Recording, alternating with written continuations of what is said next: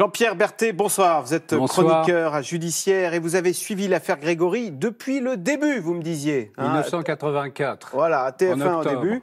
Alors l'affaire Grégory qui reconnaît aujourd'hui, c'était il y a 34 ans après les faits, Oui. quasiment. 33, 33, voilà, 34. un nouveau rebondissement puisque les mises en examen de Muriel Boll et des époux Jacob ont été annulées ce matin. Or, ce sont là trois personnes qui sont au cœur de cette affaire. On les soupçonne, ces trois personnes, d'avoir participé directement au meurtre du petit Grégory. Bien sûr, c'est la clé, si vous voulez, de l'accusation, ces trois personnages. Alors ça va plus loin d'ailleurs. Mise en examen annulée, mais contrôle judiciaire annulé. Il avait été allégé déjà pour les Jacob et pour Muriel Boll, qui étaient revenus dans les Vosges après avoir été placés en résidence dans d'autres départements, Muriel Boll dans la Nièvre. Mais il y a également annulation des actes de procédure qui ont été réalisés depuis leur mise en examen. Par exemple, annulation de la confrontation entre Muriel Boll et son cousin, Alors, pourquoi qui est un élément d'accusation capital. Ces personnes suspectées, attendez, la mise en examen, c'était pour enlèvement et séquestration suivie de mort. Donc on est au cœur de l'affaire. Pourquoi ce matin, ces trois mises en examen ont-elles été annulées? Alors, c'est une question de vice de forme. C'est pas vrai. Voilà, c'est une question de vice de forme. On croit, les bras vous en tombent. Oui, parce qu'on se dit que cette affaire est suivie par la France entière et que ce n'est pas une banale affaire de vice de forme qui fait qu'on annule et la procédure. On se souvient que le juge Lambert, à l'origine, lui, a péché par manque d'expérience. Là, cette fois-ci, il s'agit d'une juge très expérimentée, puisqu'elle a même pris sa retraite, mais qu'on lui a confié la continuation du dossier Grégory, et uniquement celui-là, parce qu'elle était dessus depuis des années, et c'est elle qui se serait donc trompée. Quelle erreur a-t-elle commise? L'erreur qu'elle a commise, c'est de prendre seule la décision des mises en examen, alors que le Code de procédure pénale lui imposait de passer par le collectif, c'est-à-dire l'ensemble des trois juges auxquels elle devait, dans un premier temps, soumettre les éléments avant de faire connaître les... Et ça devait être une décision collective. Elle est maudite, cette procédure. C'est une malédiction sur dont cette affaire. On se dit qu'elle ne lâchera jamais ce dossier. On ne voit pas très bien, on s'interroge aujourd'hui d'ailleurs, parce que tout ça affaiblit encore l'accusation, si on aboutira à quelque chose un jour. Alors, je vous propose, Jean-Pierre Berthet, d'écouter la réaction de l'avocat des Villemains, qui est atterré par cette nouvelle déconvenue. Mais d'abord, on va écouter, en revanche, l'avocat de Muriel Boll, qui, lui, se félicite de cette levée de la mise en examen. On l'écoute. C'est effectivement une très belle victoire pour nous. Muriel Boll est innocente. Sa mise en examen tombe et bien évidemment son contrôle judiciaire tombe également. Muriel Boll est complètement libre. C'est une erreur de procédure, mais ça ne met pas fin du tout à l'information judiciaire. Il y a des éléments qui sont graves, précis contre Muriel Boll. Il y a des éléments qui sont troublants, inquiétants contre les époux Jacob. C'est bien la raison pour laquelle il faut que la justice aille au bout de cette affaire. Quels sont-ils ces éléments qui accuseraient à la fois Muriel Boll et les époux Jacob? Alors, ils sont multiples. Donc, il est difficile de les détailler, mais ce sont des écoutes téléphoniques, ce sont des expertises graphologiques qui désignent, alors là, prenons un cas précis, qui désignerait les époux Jacob comme les corbeaux ayant harcelé les époux Villemain pendant des années. Qui auraient fait les lettres. Qui auraient fait les lettres. Et on s'en est rendu compte 33 ans après. Alors, grâce au progrès quand même des techniques d'expertise graphologique, il faut le dire. Dans le même ordre d'idée, si vous voulez, il y a eu, il y a quelques années, le retour d'expertise ADN sur les vêtements du petit garçon. Mais ça n'a pas fonctionné parce que ça n'était plus exploitable. D'accord. Donc, sinon, les éléments à charge, ce sont des témoignages. Il y en a un, par exemple, mais qui ressurgit un peu du passé, si vous voulez, parce qu'il n'a pas été exploité en 1984. C'est qu'un couple a vu le jour du drame, le jour où l'enfant a été enlevé devant la maison de ses parents, a vu une voiture avec au volant un homme qui ressemblait à Laroche et à ses côtés une rousse. Qui serait Muriel Boll. Voilà, bon, alors c'est ces types d'éléments. La grande thèse, c'est qu'en fait, c'est un complot familial pour tuer le petit Grégory. Et c'est ça qui paraît fou, tout simplement parce qu'on trouvait que les parents avaient trop bien réussi, les époux Villemain. Si vous voulez, tout repose sur une question de haine familiale et de jalousie.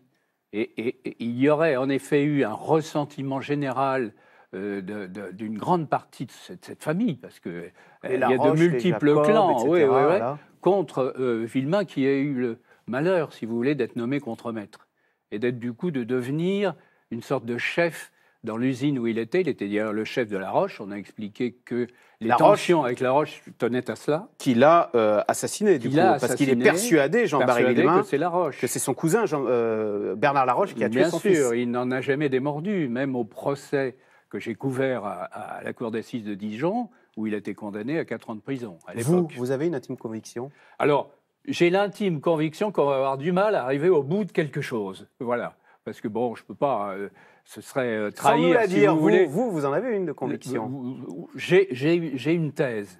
Mais je ne peux pas trahir, si vous voulez, l'objectivité, la neutralité du chroniqueur judiciaire. On a l'impression, alors je vais mettre des conditionnels, etc., que Bernard Laroche a fait le coup et qu'il était aidé, comme on le dit, quoi, de Muriel Boll, et tout ça sous le haut patronage des époux Jacob. C'est l'accusation, quoi. C'est la thèse de l'accusation. C'est vrai que les gendarmes ont beaucoup travaillé avec leur fameux logiciel Anacrim qui leur a permis de recouper les emplois du temps, les déplacements des 95 protagonistes de l'affaire pour voir qui aurait fait quoi.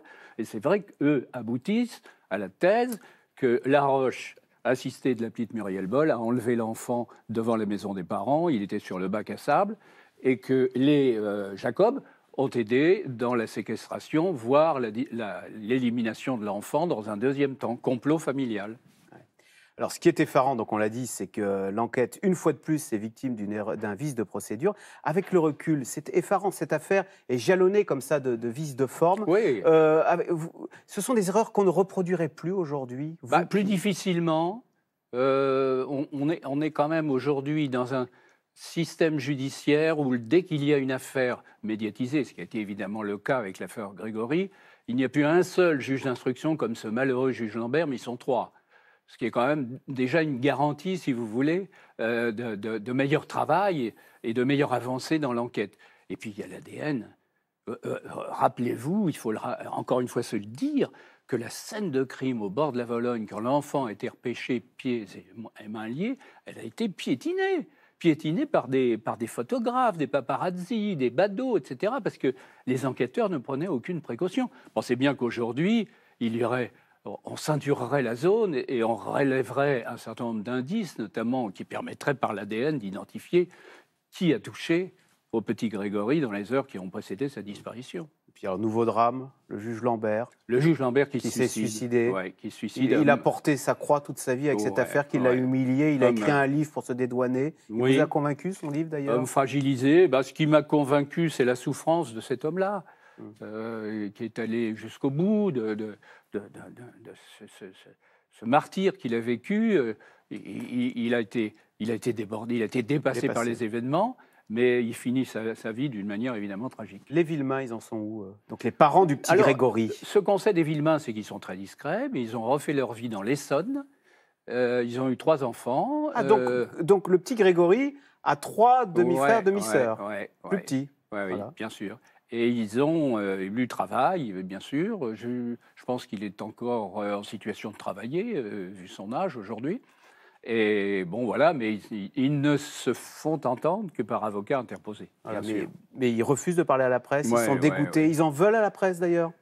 Je ne sais pas trop s'ils en veulent, mais ils se méfient de la presse et des médias. Ils ont compris, pas à l'origine de l'affaire, si vous voulez, pendant les mois de tumulte, à Épinal et à l'Épange, ils ont compris qu'on pouvait risquer gros. Grégory Villemain avait quand même été mise en examen. Est-ce que sur son lit de mort, Muriel Boll parlera? Et qu'un jour on saura tout? Écoutez, pour l'instant, ils sont tous murés dans le silence, les Jacob, Muriel Boll, et c'est ce qui fait d'ailleurs, qui affaiblit, à mon avis, quand même considérablement le dossier, pas d'aveu et des preuves matérielles qui n'existent pas ou des éléments matériels qui sont contestables. Eh bien, merci beaucoup, Jean-Pierre Berthet. Et on vous réinvitera au prochain numéro parce qu'il y en aura sûrement un avec cette affaire. Il y a fort à parier.